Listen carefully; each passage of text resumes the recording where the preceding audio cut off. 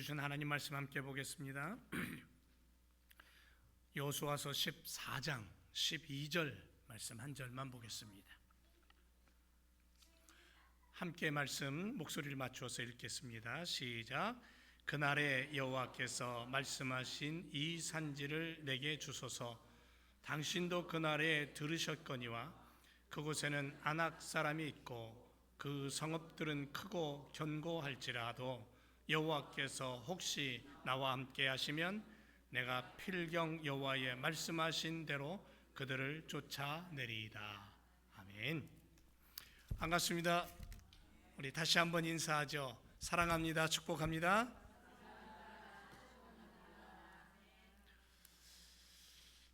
오늘은 참 제자됨의 길을 걸으라라는 주제를 가지고 함께 은혜를 나누기를 원하는데요. 몇 가지 오늘은 이 PPT를 보면서 말씀 속으로 들어가기를 원합니다. 참 제자됨의 삶이 무엇인지, 그 길을 어떻게 끝까지 걸어갈 수 있을지, 하나님 말씀이 나의 마음에 어떻게 와서 나를 이끌어 가실지 오늘 이 부분에 참 제자됨의 길에 있어서 집중하면서 함께 은혜 나누기를 원합니다. 참된 제자의 모습으로 함께 살아가는 교회 공동체, 그리고 그 삶의 자리마다 행복의 꽃이 피어나는 것을 느껴야 돼요. 아름다운 향기가 풍겨나는 것을 우리가 맡아야 돼요. 그리고 그 행복의 꽃의 향기가 번져가서 내 아내, 내 남편, 내 자녀들, 그리고 내 부모에게, 내 이웃에게, 친구에게 번져가야 돼요. 향기가 나야 되죠. 꽃은 향기가 나야 됩니다. 앞에 있는 꽃도 향기가 나야 돼요. 그래서 때로는 꽃 속에 있으면 그 향에 취해서 어찌할 줄을 몰라야 되는 거죠.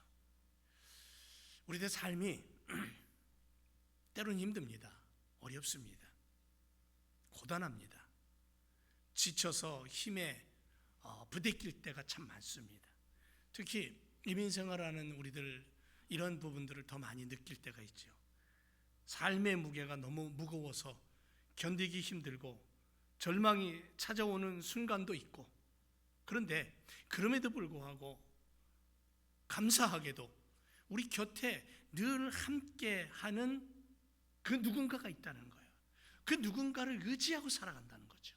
그래서 함께 걸어가는 가족이 있고요, 함께 이렇게 신앙생활하고 함께 식탁을 대하는 교우들이 있고, 친구가 있고, 동역자가 있고, 그렇기 때문에 우리는 다시금 마음을 추스리고 믿음의 결단을 하게 되고 담대히 내 주어진 삶의 걸음을 옮길 수 있는 거고요, 믿음을 키워갈 수 있는 거죠. 이걸 다른 말로 뭐라 그러냐면 동행이라고 합니다. 동행.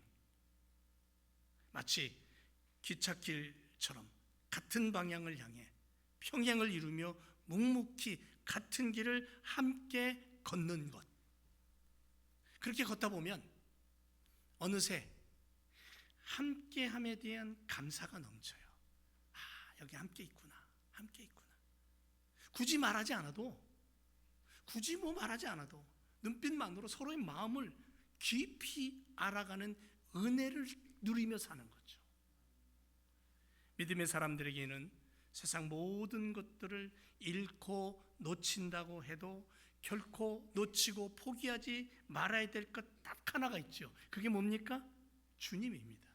주님만큼은 놓치지 말아야 되는 거죠. 주님과의 동행함을 늘 기억하며 살아갈 때 우리는 이 거친 세상 위에서도 주님의 살아계신 손길을 매 순간 경험하며 살게 될 줄로 믿습니다. 사랑하는 교회 성도 여러분, 지금 여기서 이런 마음을 가지고 우리가 다짐한다면 어떤 다짐의 고백을 할 수 있을까요? 그건 이렇게 할 수 있을 것 같아요. 나의 숨이 멎는 순간까지 주님과 동행하겠습니다. 주님과 동행하겠습니다. 왜냐하면 주님이 그렇게 약속했기 때문에. 자, 주님과 동행한다는 것은 단순히 마음만 다잡아 먹는 건 결코 아니죠. 주님과 동행해야 돼. 그래. 고개 끄덕이는 것만으로는 충분하지 않다는 거예요. 그럼 뭐냐는 거죠. 주님과 동행한다는 것은 주님의 뜻에 따르겠다는 뭐예요? 순종이죠. 순종의 결심이 있어야 되는 거예요. 결심. 동행은 주님과 함께 하겠다는 헌신의 각오가 거기 들어있는 거예요. 그리고 더 나아가서 나의 주인 되시는 주님과 함께 그분이 걸어가신 길을 따르고 주님의 일을 감당할 때 내 앞에 어떤 고난과 어떤 십자가가 찾아온다 할지라도 그것마저도 기쁨으로 겪어내겠다는 거룩한 뭐예요? 신앙의 결단인 거죠. 신앙의 결단. 그래서 나의 주인 되신 예수님과 함께 그분을 따르며 주님의 일을 감당한다면 그 어떤 고난, 그 어떤 역경, 그 어떤 아픔과 슬픔마저도 함께 그것을 겪어내며 이겨내며 걷게 된다라는 그러한 굳은 믿음이 있기 때문에 용기가 생기는 거예요. 러스 집사님 지금 리앱에 계십니다. 빨리 좀 나왔으면 좋겠어요. 허리도 좀 좋아지고, 그래서 거기서 당당하게 걸어서 나오고 했으면 참 좋겠어요. 그렇게 기도해야 돼요. 근데 그분을 볼 때마다 늘 긍정적이에요. 병원에 있으면서도. 때로는 병원 밥은 전혀 맛이 없대요. 아예.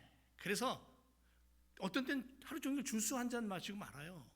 음료수 한 잔 마시고 말아요. 안 드셔요. 그 등치가 안 먹으니까 어떻게 해요? 힘이 좀 생겨야 되는데, 그래도 늘 가면 반갑게 맞이해줘요. 늘 가면 웃으셔요. 좋아하셔요. 누군가가 곁에 있다는 것이 힘이 되는 거예요. 누군가가 용기를 주는 거죠. 여러분, 이 그림 어떤 느낌을 받습니까? 어떤 느낌이세요?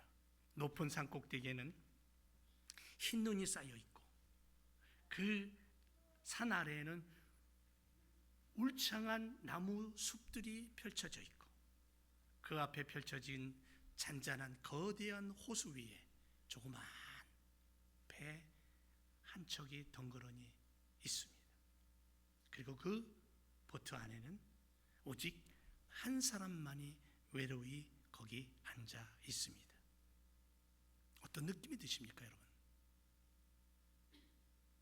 고요하다 못해서 적막감이 듭니다. 참 쓸쓸해 보입니다. 외로워 보입니다. 마치 험난한 세상 속에 홀로 버려진 우리의 인생 같기도 합니다. 나의 모습 같기도 해요. 그런데 이 그림 밑에 밑바닥에 모두의 생각을 뒤집어 놓는 반전의 글귀가 하나 있다는 거죠. 그게 뭐냐면요, 이겁니다. 나는 혼자 있은 적이 없기 때문에 결코 외롭지 않습니다. 결코 혼자 있지 않았습니다. 그래서 나는 외롭지 않습니다. 여러분 상상해 보세요. 저 배경에 내가 저기 딱 배 위에 있다면 1분도 아니고 10분도 아니고 1시간, 2시간, 3시간 저기에 앉아 있다면 이런 고백할 수 있을까요? 나는 혼자인 적이 없습니다. 세상의 눈으로 볼 때 거대한 호수 위에 혼자 남겨진 외로운 인생 같지만 믿음의 눈으로 본다면 혼자가 아니라는 거죠. 이 우주와 산과 호수를 창조하신 전능하신 하나님께서 지금 내 안에 살아계시고 내가 숨쉬는 순간순간에 그분이 나와 함께 계시고 그분이 내 숨결을 느끼고 그분의 숨결을 내가 느끼고, 그동안 우리가 힘없이 외로워하고 낙심하며 슬퍼하고 괴로워했던 이유가 뭘까요? 눈물을 짓고 짜증을 내고 두려워하고 내 환경이 어려워서입니까? 그런 이유도 있겠죠. 하지만 사실은 내 환경이 어렵다고 그런 게 아니에요. 근본적인 이유는 뭐냐면 나와 함께 하시는 주님의 손길을 잃어버렸기 때문에 그렇습니다. 전능자의 손길이 내게서 느껴지지 않을 때, 그래서 다윗은 그렇게 고백하잖아요. 내가 아무리 고난과 역경 속에 있다 할지라도 힘을 내고 용기를 내고 하나님을 찬양할 수 있는 것은 그분의 손길이 나를 움직이신다는 것을 느낄 때잖아요. 그게 없어지니까 괴로워하는 거잖아요. 다윗의 괴로움을 보면요, 그분을 느끼지 못할 때 괴로워해요. 돈이 없고 권력이 없고 권세가 없고 건강이 없는 것 때문에 괴로워하고 두려워하는 것이 우선이 아니에요. 오늘 이 시간 우리는 성령 하나님의 조명하심으로 우리의 눈과 마음이 열리기를 축원합니다. 우리는 결코 혼자가 아니에요. 나는 결코 외로이 버려진 존재가 아니라는 거죠. 어떤 상황 속에서도 우리를 홀로 버려두지 아니하시는 주님의 거룩한 손길이 나와 함께하고 나의 삶 속에 여전히 동행하신다라는 분명한 확신을 우리는 가져야 될 줄로 믿습니다. 오늘은 갈렙과 여호수아를 통해 함께 은혜를 나누기를 원합니다. 여러분, 갈렙, 구약 성경에 등장하는 인물 중에 그 이름이 기록된 곳이 많지 않습니다. 그런데 갈렙의 삶과 그의 모습은 늘 구약 하나님, 야훼 하나님, 그분과 동행하는 삶이었다는 것을 발견합니다. 여호수아의 그늘에 늘 가려져서 출애굽 이후의 광야 생활 속에서 참 보이지 않는 존재였어요. 때로는 외롭고 슬프고 괴로웠을 겁니다. 그러나 그는 조금도 반기를 들거나 원망했다는 모습으로 성경에 기록되지 않았어요. 갈렙 안에 하나님이 계셨고 그 하나님이 그를 도우셨다는 거죠. 그래서 이 갈렙이라는 이름의 뜻을 우리말로 해석을 해보니까 개라는 뜻이 들어있어요. 개. 그나스 사람 여분네의 아들로 유다 지파의 족장 12 정탐꾼 중에 한 사람, 최초의 사사인 운니엘의 장인으로 갈멜족 속의 선조입니다. 그런데 그 갈렙은 자기 주인을 지키는 개처럼 하나님을 지켰고 하나님을 위해 싸웠고 하나님을 따르며 살았던 믿음의 사람이라는 거예요. 여호수아 한번 볼까요? 여호수아 출애굽 이후에 모세라는 어마어마한 거대한 인물에 가려졌던 사람. 그런데 여호수아는요, 높아지기를 원하지 않았어요. 권세를 갖기를 원하지 않았어요. 늘 여호와 하나님, 그분을 자신 곁에 두고 살았던 믿음으로 움직였던 사람. 다른 모든 사람들이 광야에서 메추라기, 만나 하늘에서 쏟아질 때에 그거 바구니 들고 나가서 거두느라고 정신 못 차릴 때에 여호수아는 가장 먼저 하나님 앞에 무릎을 꿇고 만나와 메추라기를 주신 그 하나님 앞에 감사했어요. 자기 가족을 데리고 나가서 하나님 앞에 노래했을 거예요. 하나님은 그의 신앙을 보시고 모세의 후계자로 세우셔요. 여호수아와 갈렙은 좋은 친구였어요. 이들의 신앙의 모습은 참 제자의 길이 무엇인가, 신앙인이 걸어가야 될 인생의 걸음이 무엇인가를 구약 성경을 통해, 출애굽을 통해 우리에게 보여주는 거죠. 그래서 우리가 오늘 기억해야 될 것은 여호수아와 갈렙은 하나님의 뜻을 우선순위에 두고 살았던 사람이었다. 이게 중요한 거죠. 하나님이 먼저였다라는 거예요. 하나님이 먼저. 금덩어리가 먼저가 아니고 하나님이 먼저였다라는 거예요. 신앙의 사람들에게만 적용되는 부분일 수 있겠죠. 위험이 도사리고 죽음이 가로막는 두려움이 다가오고, 그런다 할지라도 하나님 입장을 놓치지 않았던 사람, 하나님의 뜻을 앞세우며 도전했던 사람, 하나님 앞에서 옳다고 생각하면 떳떳하게 말하고 행동할 수 있는 사람. 언젠가 제가 이런 말씀 드렸습니다. 접시꽃 당신이라는 시로 유명한 도종환 시인의 그분이 쓴 수상집 하나를 소개했던 적이 기억이 납니다. 아마 기억하는 분도 계실지 모르지만 다시 한번 이야기를 들어보죠. 제목이 뭐냐면요, 그때 도마뱀은 무슨 표정을 지었을까? 1998년에 쓰여진 수상집입니다. 여기의 내용이 이렇습니다. 그 책의 내용이 일본 도쿄올림픽 때 스타디움 확장을 위해서 지은 지 3년 된 집을 헐게 되었습니다. 인부들이 지붕을 벗기려는데 꼬리 쪽에 못이 박힌 채 벽에서 움직이지 못하는 도마뱀 한 마리가 살아서 몸부림치는 것을 발견합니다. 3년 동안 도마뱀이 못 박힌 벽에서 움직이지 못했는데 죽지 않았다는 것이 정말 신기했습니다. 그래서 사람들은 그 원인을 알아보기 위해 공사를 멈추고 가만히 사흘 동안 지켜봤습니다. 그랬더니 놀라운 것은 하루에도 몇 번씩 다른 도마뱀 한 마리가 먹이를 물어다 주는 거였습니다. 이 두 도마뱀은 어떤 사이였을까요? 퀴즈. 어떤 사이였을까? 모릅니다. 우리는 알 수 없죠. 부모와 새끼일 수도 있고요, 서로 사랑하는 사이일 수도 있고요, 그저 한 곳에 모여 살던 동료일 수도 있고요. 어느 날 꼬리 부분에 못이 박힙니다. 몸부림을 쳐봅니다. 몸부림을 칠 때마다 살을 찔러오는 고통은 또 얼마나 심했을까요? 그 고통으로 몸부림치는 모습을 옆에서 지켜보던 다른 도마뱀은 또 얼마나 마음이 아팠을까? 하루 이틀 닷새 꼬리가 못에 박힌 도마뱀은 오직 살기 위해 몸부림을 쳤을 테고, 옆에서 그 아픔을 다만 지켜볼 수밖에 없는 도마뱀은 어찌할지 몰라서 애만 태우고 있었을 것입니다. 말도 할 수 없는 미물들은 오직 눈짓과 표정과 몸짓만으로 서로를 쳐다보고 마음을 나누었을 것이라 상상을 해봅니다. 도마뱀은 원래 사람의 손에 꼬리가 잡히면 그 꼬리를 잘라버리고 도망치는 파충류입니다.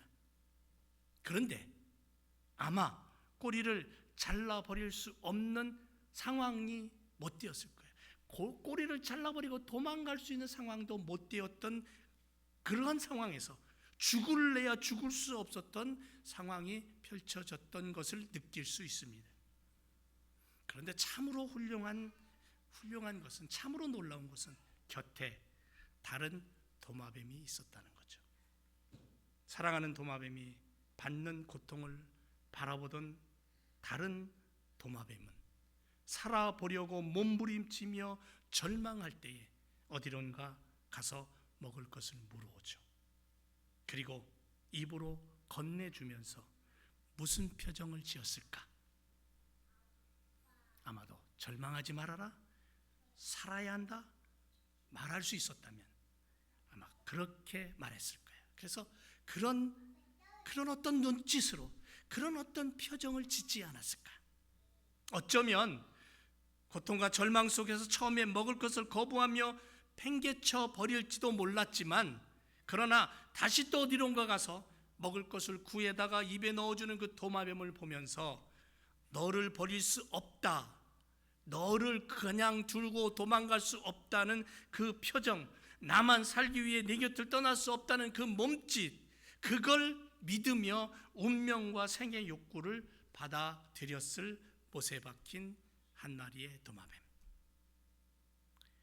이 상황들을 가만히 생각해 보면 가슴이 저미오죠. 그렇게 어두운 지붕 밑에서 두 도마뱀은 함께 사랑하고 함께 고통을 나누고, 그리고 그 고통 속에서 서로 안고 잠이 들었을 것 같습니다. 얼마 동안? 3년 동안.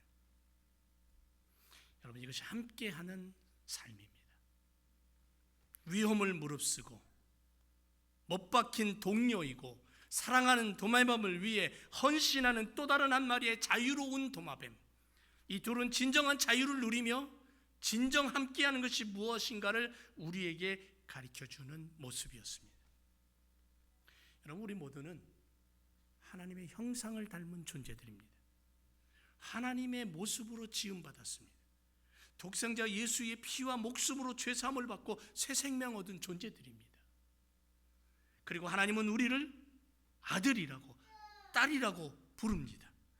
정작 우리를 아들이라고 딸이라고 부르고 있는 하나님의 음성을 듣는 그 순간에도 정작 우리의 모습은 어떻습니까? 내 이익이 줄어들면 이리 피하고 저리 도망가고 수당 방법을 가리지 않고 계산만을 앞세우는 삶은 아닌가? 어쩌면 인간의 모습이 이런 모습은 아닌가? 목말라 죽겠다고 아우성치던 출애굽의 사람들, 생수를 얻게 되자 그 물에 목숨 걸듯 달라들면서 정작 그 갈증을 해결해 주시고 물을 주신 하나님을 향하여는 아무런 반응이 없습니다.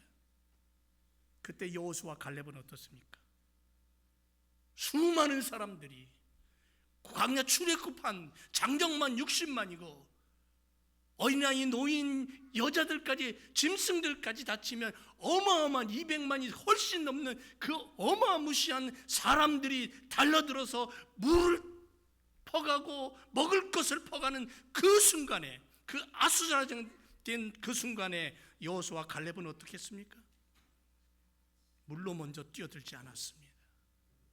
먼저 무릎을 꿇고 물을 주신 하나님, 먹을 것을 주신 하나님께 감사했다라는 거죠. 우선순위가 어디 있냐는 거예요. 전능하신 하나님과의 동행이라는 것은 뭐냐면 함께 짐을 지고 함께 걷는 거예요.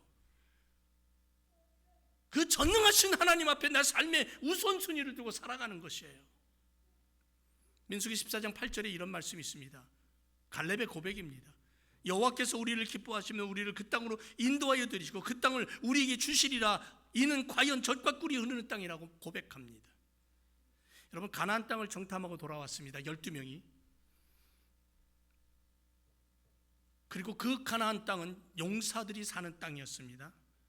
그 땅은 정말 풍요로운 땅이었습니다. 그래서 그들이 가나안을 정탐하고 돌아올 때에 포도송이 하나를 장대에 끼워갖고 두 사람이 메고 올 정도로 어마하게 큰 그러한 풍요로운 땅이었음을 증명해 줍니다. 그런데 그 성은 단단했습니다. 그리고 그곳에는 거인들이 살았습니다. 보통 사람보다 허리 하나가 더 있을 것 같은. 그래서 그들은 아우성을 칩니다. 우리는 죽게 되었다고. 10명의 정탐꾼들은 도저히 그 성을 무너뜨릴 수 없다고, 우리는 점령할 수 없다고, 이제는 그들을 우리는 어떻게 할 수 없다고, 그들을 보기에 우리는 메뚜기 같다고, 우리는 다 죽었다고 그렇게 아우성을 치며 보고합니다. 하지만 갈렙과 여호수아는 할 수 있다고 외칩니다. 비록 그들이 강하다 해도 우리에게는 하나님이 계시고 그 전능하신 하나님이 허락하신 땅이기에 그 땅은 우리의 것이 될 것이라고 고백합니다. 하나님 중심으로 세상을 보는 거예요. 하나님 중심으로 내 삶을 보는 거고 내 주변을 보는 거예요. 믿음의 사람들은 세상을 볼 때 하나님 눈으로 보는 거예요. 하나님의 가슴으로 세상을 보고 하나님이라면 어찌할 것인가를 먼저 생각하며 행동하는 사람이죠. 그래서 하나님과의 걸음을 놓치지 않습니다. 하나님의 인도하심에 전적으로 의지하며 숨을 쉽니다. 죽음 앞에서도 하나님만을 바라봅니다. 그래서 40년 동안 광야 생활 속에 하나님은 늘 그들과 함께 하셨던 것을 보게 됩니다. 하나님을 먼저 떠올리고 어떠한 사건, 어떠한 모습 앞에서도, 어떠한 삶의 현장 앞에서도 가장 먼저 하나님을 먼저 떠올리는 삶, 하나님과 동행하겠다라는 믿음의 삶, 이것이 바로 제자된 삶의 모습이라는 거죠.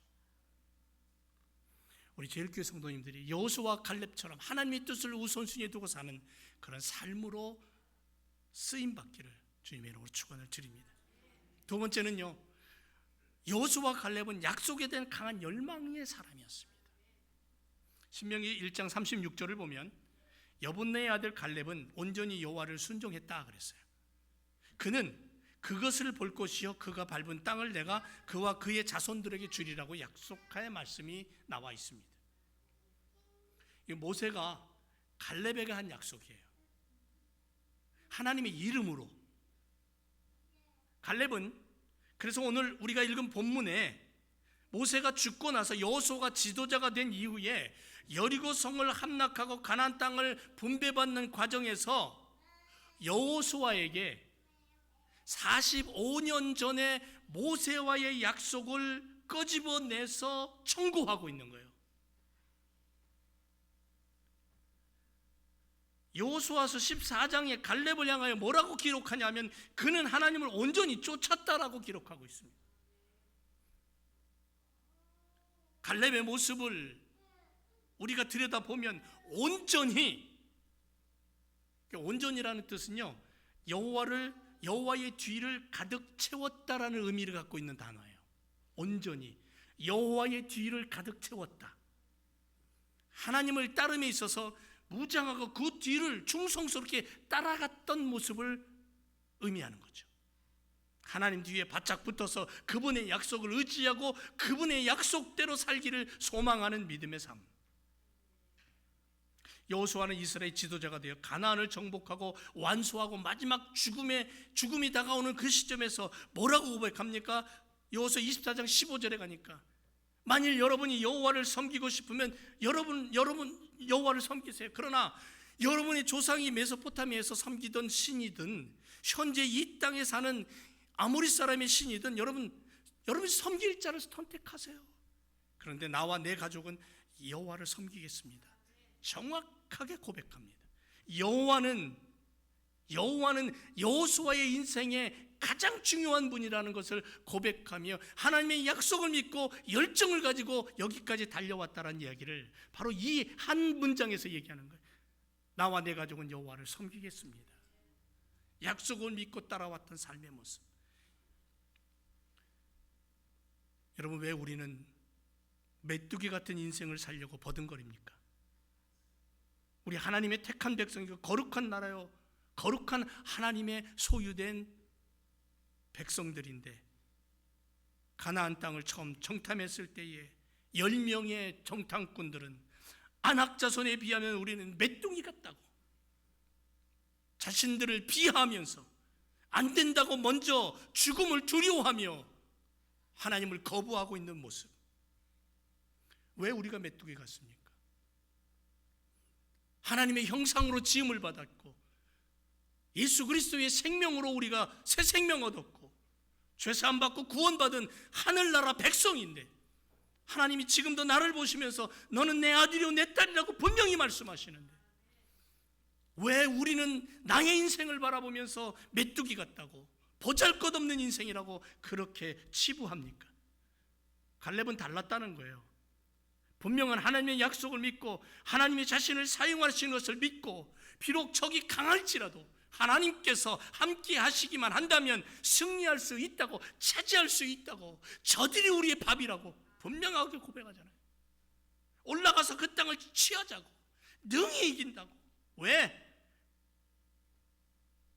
출애굽할 때 430년 만에 출애굽할 때에 어마어마한 기적으로 그들을 끄집어내신 하나님, 홍해를 양쪽으로 갈라서 맨 땅을 건너가게 하신 하나님, 그 능력과 권능이 하나님이 가슴 속에 불타 있기 때문에 여호수아와 갈렙은 하나님의 약속을 믿고 주신다 그랬으면 준다라는 믿음이 있는 거죠. 그래서 그들은 우리의 밥이라고 얘기하는 거예요. 아무리 세상이 강해 보여도 갈렙은 하나님의 약속이 얼마나 놀라운가를 느꼈고 알았던 사람이죠. 그래서 45년을 한결같이 하나님의 약속을 의지하고 붙잡고 달려왔던 걸음이었죠. 그래서 이제 85세의 노인이지만 당당하게 여호수아에게 하나님의 약속이 이것이니 이 약속을 내게 허락해달라고 요청하고 있는 모습, 이 믿음이라는 거죠. 하나님의 약속을 믿고 강한 열정을 가지고 달려올 수 있는 사람, 이 믿음의 사람이 가능하다는 거죠. 사랑하는 제일교성도 여러분, 이민생활로 지치고 고단한 삶이지만 우리는 여전히 여호수아와 갈렙처럼 하나님의 동행하심을 믿고 주님의 손을 붙잡고 하나님께서 허락하신 약속에 대한 강한 열망을 품고 사는 믿음의 사람인 줄 믿습니다. 이 땅을 그렇게 살아가야 돼요. 세 번째는요, 여호수아와 갈렙은 영원한 기업을 마련한 사람이에요. 영원한 기업. 교회가 한순간 있다가 없어지는 장소입니까? 자손 대대로 물려주고 물려받아서 다듬고 가꾸는 정원과 같은 곳이 교회예요. 한나라 집안도 마찬가지인 것처럼 영원한 기업이 되고 자자손손이 행복을 누리고 거기서 자녀들이 건강하게 자랄 수 있는 든든한 기업이 돼야 돼요. 그런 든든한 기업, 그런 든든한 유산을 물려줄 수 있는 그런 부모가 돼야 되고요. 갈렙은 바로 그 일을 한 사람이에요. 헤브론은 높은 산지였습니다. 단단한 성곽으로 둘러싸인 곳이고요. 가장 빼앗기 어려운 장소이고 거인족인 아낙 족속이 살았던 땅이었어요. 그런데 갈렙은 그것을 자신의 기업으로 달라고 요청하고 있어요. 여러분, 남들이 두려워하고 마다하는 땅이지만 그것이 하나님께서 자신에게 열어가신 땅이라고 믿는다면 도전하는 거죠. 뚫고 나가는 거예요. 하나님이 함께 하시면 반드시 우리 자녀들의 기업이 될 것이고 자자손손이 물려받을 행복한 땅이 될 것이다라고. 그 갈렙의 믿음이 후손들에게 행복의 보금자리를 물려주는 부모가 될 수 있었던 거예요. 영적인 유산을 물려주는 부모. 결국 갈렙은 그 기업을 물려줍니다. 차지하고. 성공과 승리는 아무에게나 주어지는 건 아니죠. 대가가 지불돼야 됩니다. 그래서 혈루라는 단어가 있습니다. 무슨 뜻이냐면 성공한 사람들은 모두 피땀과 피눈물을 흘린다라는 뜻이에요. 노인의 몸으로 그는 용기를 잃지 않고 약속을 향해 뛰어들어갑니다. 그리고 영원한 기업을 마련합니다.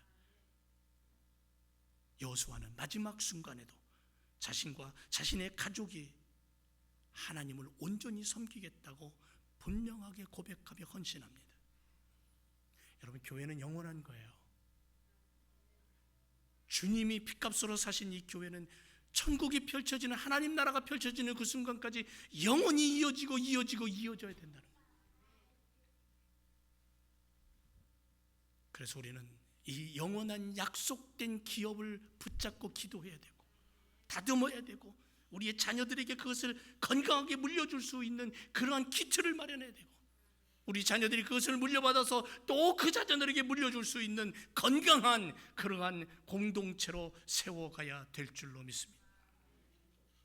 다음 세대의 건강한 교회, 믿음의 유산을 물려받고 물려줄 수 있는 성도들이 있는 교회, 행복과 웃음과 감사로 당금질을 할 수 있는 교회. 여러분, 우리 교회를 이런 교회로 만들어가기를 주님의 이름으로 축원합니다.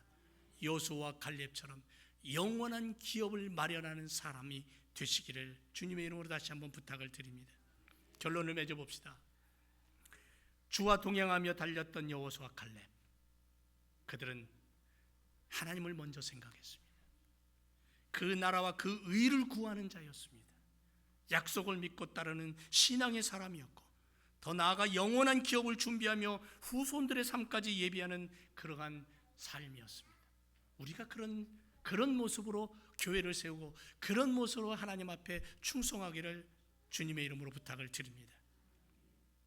노년에도 이 산지를 내게 달라고 고백하며 그렇게 강한 믿음의 열정을 가졌던 갈렙처럼 여호수아와 갈렙이 소유한 동행의 믿음을 우리도 본받아서 여전히 세상이 힘들다 해도 주님과 동행하며 이겨내고 승리를 노래하는 하나님의 자녀들로 살아가기를 다시 한번 주님의 이름으로 축원을 드립니다.